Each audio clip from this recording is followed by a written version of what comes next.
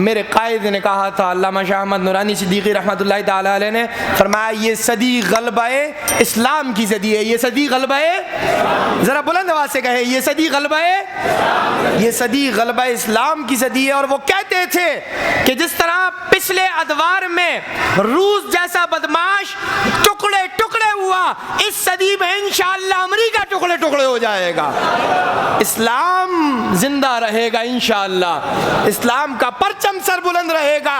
اس جیسے جتنے بدماش، جتنے ظالم جابر آئیں گے انشاءاللہ ختم ہو جائیں گے۔ جس طرح یزید ختم ہو گیا، حسین آج تک باقی ہے، یزیدیت ختم ہو گئی، حسینیت آج تک باقی ہے۔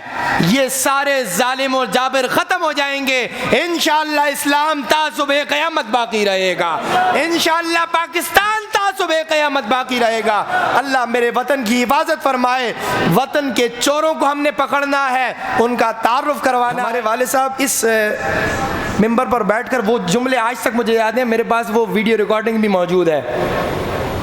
ہمارے ہاں جب شہر کراچی میں فتنہ ہو رہا تھا لسانیت کی بنیاد پر، تو وہ سمجھاتے تھے کہ جناب آپس میں ایک دوسرے کو مت مارو، مسلمان کا دشمن نہیں ہو سکتا۔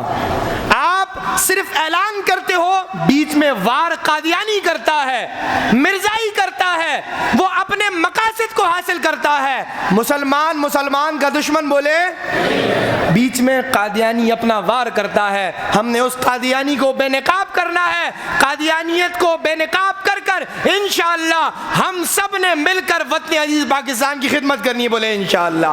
وطن سلامت رہے، ہم سلامت رہیں، ہمارا اسلام سلامت رہے، یہ سب باقی رہے گا تو انشاءاللہ ہم اسلام اور پاکستان کی خدمت کرتے کرتے اسی وطن عزیز پاکستان کی پاک سرزمین کی پاک مٹی میں دفن ہو کر انشاءاللہ حضور کے قافلے کے ساتھ جنت میں چلے جائیں گے انشاءاللہ۔